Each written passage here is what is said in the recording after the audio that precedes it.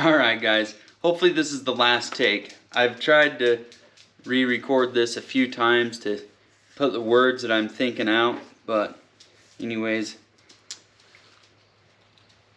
a couple weeks ago I got a phone call from a friend letting me know that one of my very best friends, someone I would consider my brother, had decided to commit suicide. And this video recording on this 98 Chevy project that I'm doing with another friend was the last time that I talked to this guy. And you know, we talked a lot about our future plans, projects that we had going, our families, and we talked for quite a while. There's gonna be some holes in this video because I was working while I was on the phone with him and just didn't hit the record button because I just wanted to have some time to talk, and not knowing what was going on, it was a surprise to a lot of people. So I do apologize for that there's going to be some holes in this video, pretty big, a couple pretty big holes. But no matter what you guys are going through, there's a lot of people that love you and they want you to be around. And I guarantee you that pretty much every one of those people would rather talk to you than speak at your funeral. So don't think you're going to be a burden on somebody by reaching out for help or to talk or to express your feelings, or if you need a ride, any of that stuff, because we all get busy and we all need to take more time to be our brother's keeper and watch out for one another. But also, we can't help if you're not willing to ask for help. So that street goes both ways. But anyways, sorry. Just keep that in mind, that sometimes we can get into some pretty big holes in life. But there's always going to be somebody that will reach down in and pull us out of those holes, whether it's a friend or our Lord and Savior Jesus Christ. So be mindful of that. If you don't want to call somebody, send a prayer to the man upstairs, because he'll listen. And you know, I hope you guys enjoy this episode. Have a good one.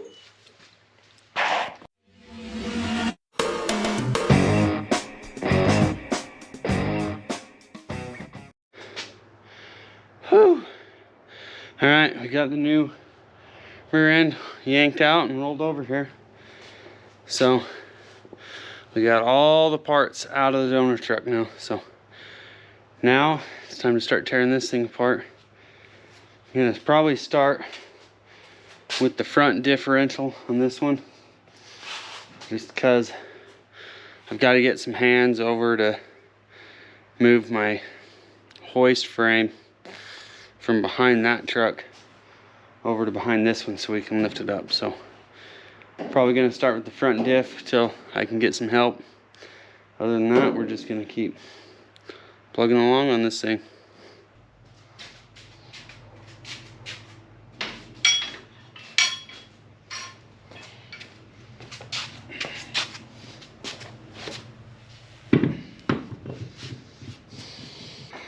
Alright, I've got to apologize because we got in a big confounded hurry last night trying to get this truck done for today, and I didn't film any of it.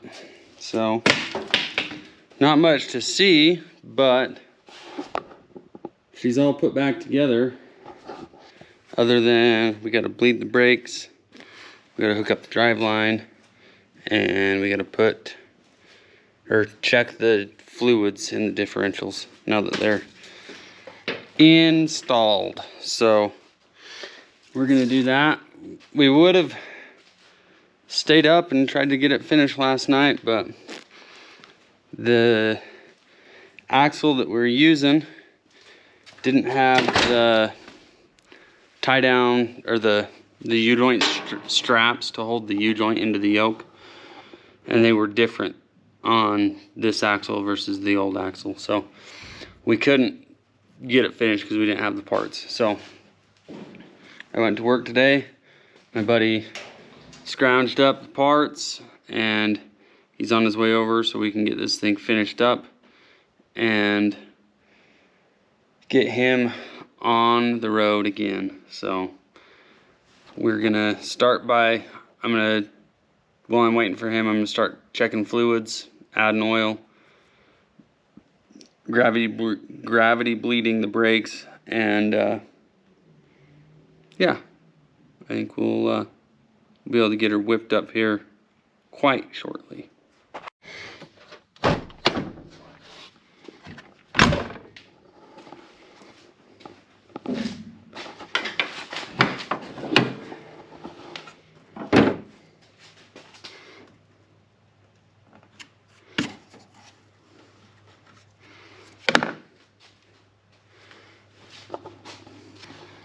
We lost some, but not all of it, so that's good.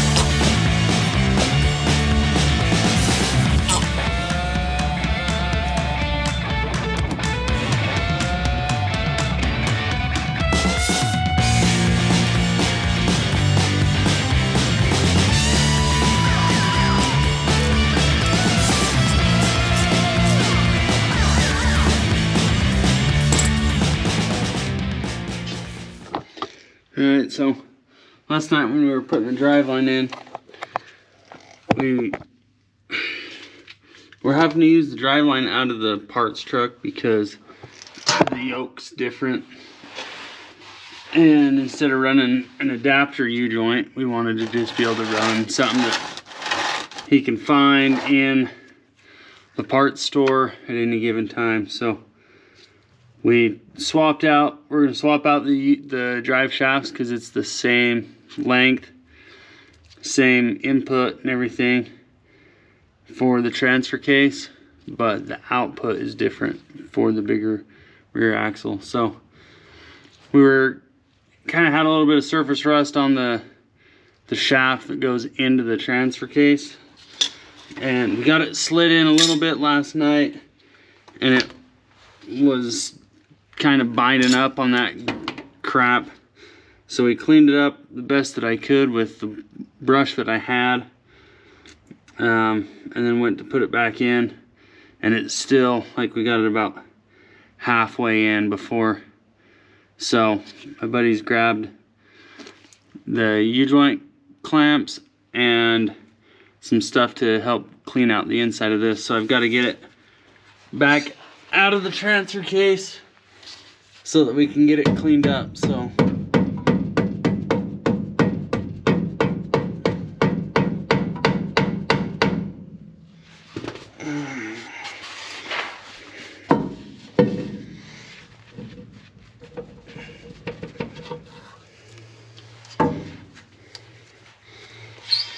drop this Driveline down out of here and work on cleaning that inside of the shaft up so that it can slide over these splines easy.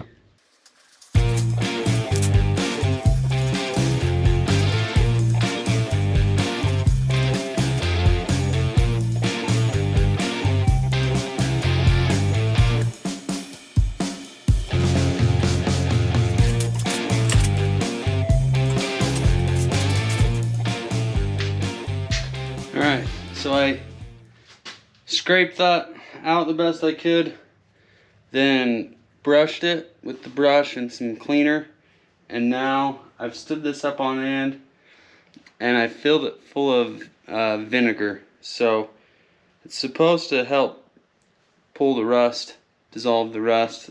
I've used it on parts before. It does pretty good if you let them sit there for a while. So I filled that full of just straight up vinegar, and I'm just gonna let it sit and soak until we're ready to put this thing in. So next up is, when I get some extra hands here, we're gonna bleed the brakes and then put this Driveline in, and this truck should be ready to go. Alright, so we got my buddy's truck done, swapped the differentials out and got everything working and going. We ended up having to fabricate a little spacer for the 4-wheel drive to convert it to the electronic solenoid rather than the, I guess, temperature sensed 4-wheel drive actuator. So we got that all done. We were in a super big hurry trying to get it whipped out, and I was lazy and didn't use the camera, and I apologize for that. That's my fault. I regret that decision. So we got it done, got it running. I went and helped him fix a short in a wire a few weeks ago because he kept blowing his fuse on the fuel pump. Well, we found a bare wire that was kind of by the inner fender well, where the wires come out of the fuse box down along the inner fender and then turn and go underneath the cab. Well, we repaired it, fixed the problem, we thought. And anyways, so he was headed up the mountain to go camping after we got his axles swapped out, and fuel pump fuse blew again. And before we fixed the time before, you could kind of get away with putting a new fuse in it and limp it for a while and then it'd short out again. Well, now every time he sticks the fuse in that, it blows. So I'm gonna head over to his house because he got his truck towed back to there. I'm gonna head over there with some tools and we're gonna see if we can track down a short. I thought for sure that we had it fixed for good last time, but I was wrong, I guess. So now we're gonna be chasing wires again. So I'm gonna grab tester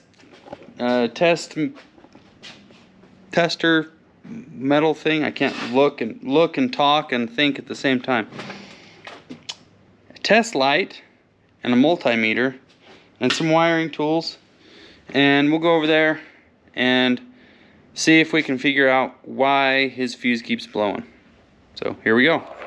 All right, we got some tools, got some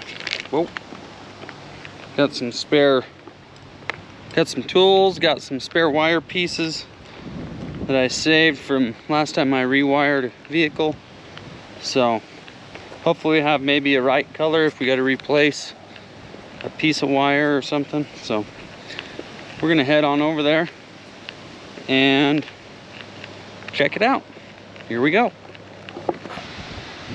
All right, we're here, as you can see. Gotta go get the keys. He's the kind of guy that locks everything up. I mean, so am I, but he's like Fort Knox. I'm like Wells Fargo. Anyways, grab some keys and we'll get to her. Alright, so last time we fixed cables or wires, they were down here.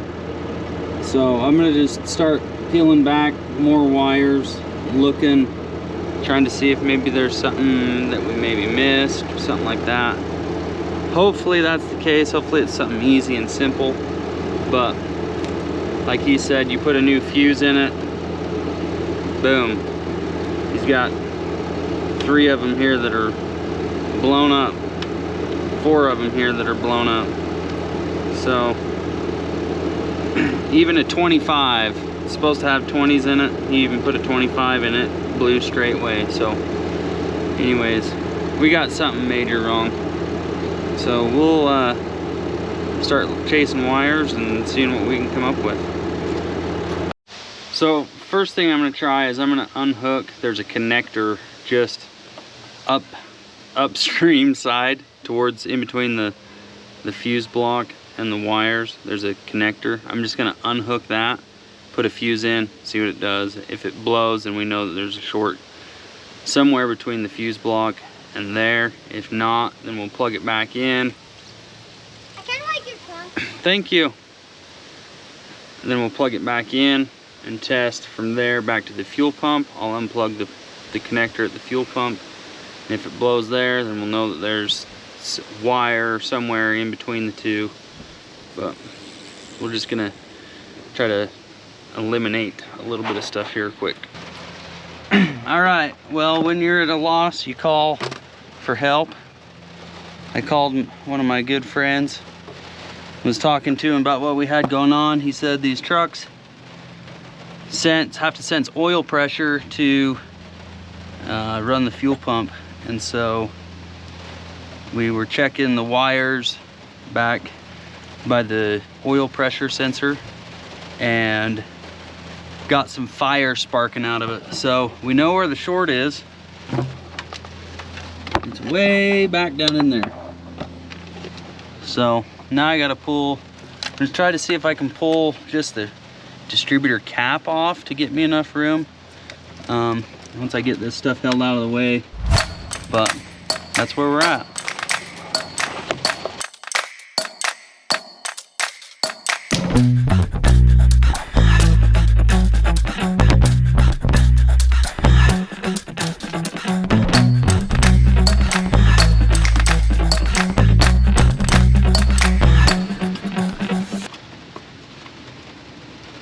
All right, so I got the distributor cap loosened up and out of the way, but I still can't get in there. So I'm gonna have to pull the distributor out so that I can get down to that wire, because it's I think it's where it comes out of this main wiring harness that goes right over the top of the transmission bell housing.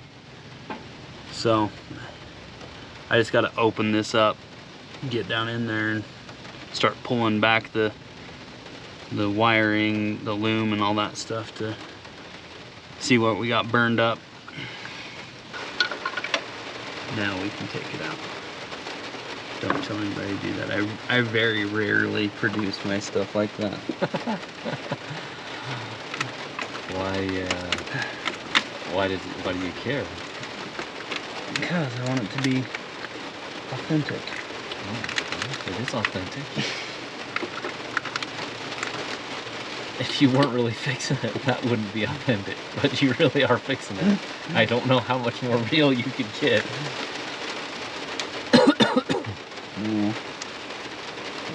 So that goes to the biggie. Alright, so this is the main wiring harness that comes across the transmission. And this, it's all taped up in a big hard knob right here, and then this is the wires that go up to the oil pressure sender, but they're just pulled on a hard angle, and I think that this was rolled down and where they're mounted solid here and has the weight of that loom pulling down on it, and then this is up. I think that these just sat on top of the transmission and vibrated and finally wore through. So I'm gonna get this old tape and stuff stripped off of here, and we're gonna fix some wires. Yep, there they are, burnt to a crisp.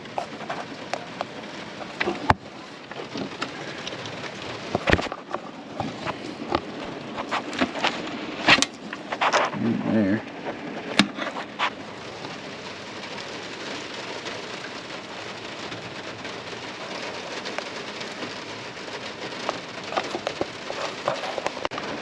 Alright, there's the 3 wires. They're all burnt through. They've had enough, so we're gonna take the weight of the world off their shoulders and get them some help. We should be good to go. Everything else was wrapped up pretty good, so I don't think we burnt anything when it flamed up. So everything else seems to be good. The insulation on everything's still flexible, so it's not crisped. So I'll just have to peel back into that loom just a little bit deeper, and then get some connectors put in there and splice them out.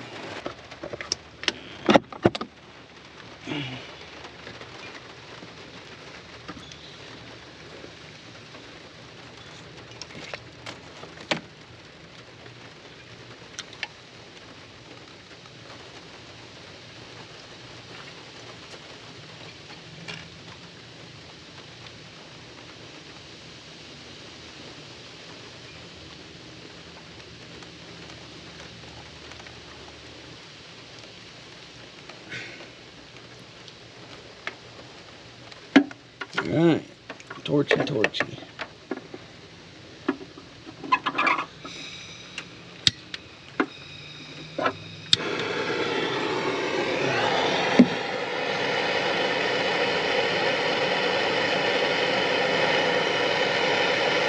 the wrong way.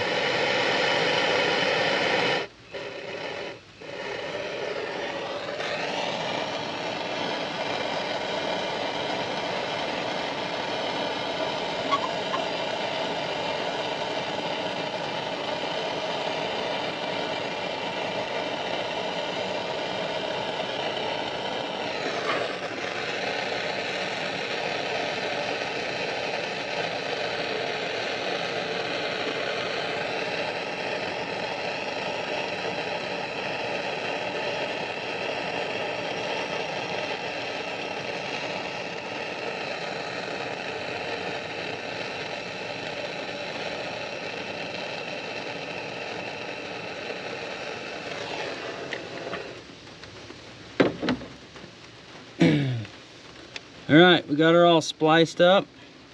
We'll just get it all taped back together, get the loom put back on it, and put the distributor rack in, and put all the stuff back on, and put it together, and put it, and put it, and put it. And we'll be done. What do you think? Sounds good. Casey thinks it sounds good, so we'll keep going.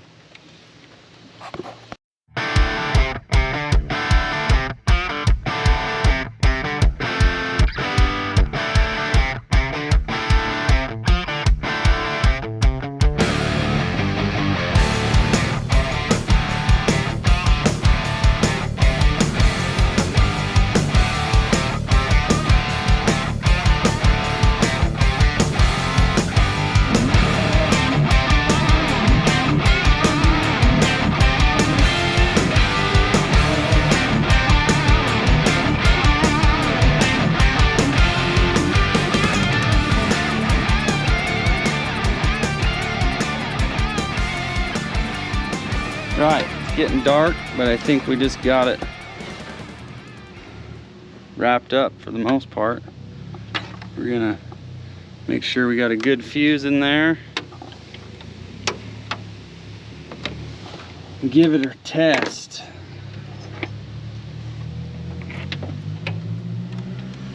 Got a fuse in there? Yeah. You need to put any of that up? No, that's just to the intake. Yep.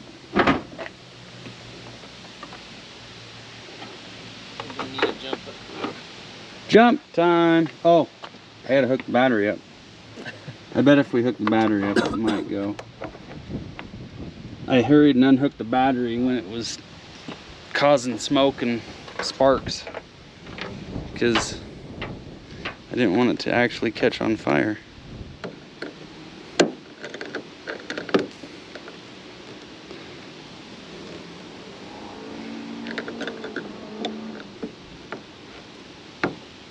Okay, let's try that.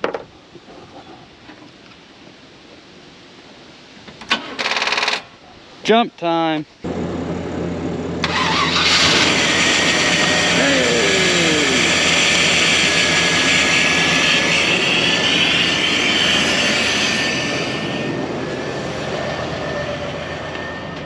His oil pressure gauge isn't moving around like crazy now. Crazy! It's not shorting out. Okay. Turn it off and we'll put the intake back on it. Cool. We'll get the intake put back on it and he'll be ready to go camping again. I feel bad that it ruined his last camping trip, but I guess we got her fixed now. Anyways, thanks for hanging out, guys. Have a good one.